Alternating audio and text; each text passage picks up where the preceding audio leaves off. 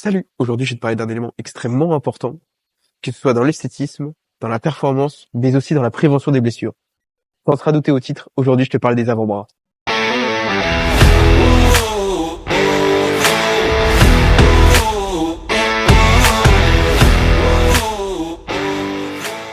Les avant-bras sont des groupes musculaires, c'est-à-dire qu'ils sont composés de différents muscles ayant tous leur propre fonction. On peut diviser l'avant-bras en trois fonctions principales. La première est l'une des plus connues, la flexion et l'extension des poignets.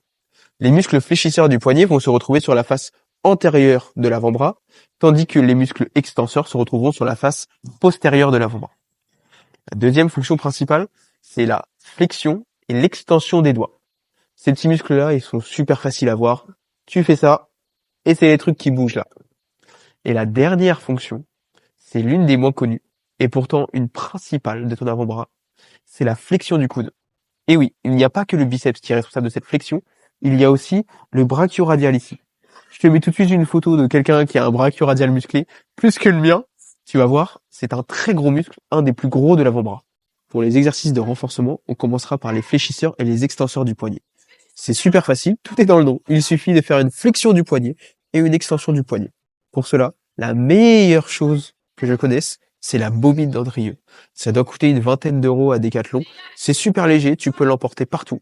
Et si t'es assez débrouillard, tu peux même la fabriquer toi-même avec un balai, un bâton, une petite ficelle et un poids au bout.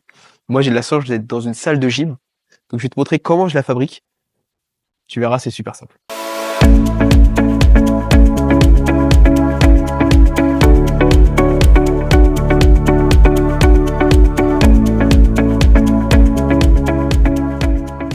Pour la deuxième flexion et extension, cette fois des doigts, tu peux acheter un hand grip, il en existe aussi à Decathlon, ou des petits élastiques qui sont faits exprès. J'en ai pas sur moi malheureusement, mais tu vas glisser un doigt dans chaque trou et pouvoir venir tendre les doigts pour travailler tes extenseurs des doigts.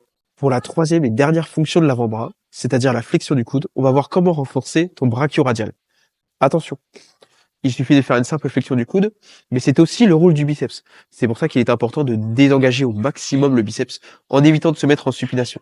On va donc faire une flexion en prise neutre ou en prise pronation. Les deux meilleurs exercices pour ça, ce sont le curl marteau avec une prise neutre et le curl pronation à la barre qui ne pose aucun problème même si tu as un valgus du coude puisque tu es en pronation. L'avantage du curl pronation, c'est qu'il va également renforcer tes extenseurs des avant-bras. Juste avant de te laisser, j'aimerais revenir rapidement sur la santé de tes coudes. En effet, les coudes sont des articulations sujets à beaucoup de pathologies. Les deux plus connus sont le golf elbow et le tennis elbow. La première, le golf elbow, est causée par une inflammation des tendons des fléchisseurs. On parle alors d'épitrocléite. À l'inverse, le tennis elbow est causé par une inflammation des tendons extenseurs. On parle alors d'épicondylite. Tu ne dois négliger ni l'un ni l'autre. En effet, un surmenage des fléchisseurs par rapport aux extenseurs, ou à l'inverse des extenseurs aux fléchisseurs, pourrait entraîner l'apparition de douleurs. Voilà, on a rapidement fait le tour de tes avant-bras. Si tu as d'autres questions, n'hésite pas à me les faire savoir en commentaire, et surtout, ne néglige plus ce groupe musculaire.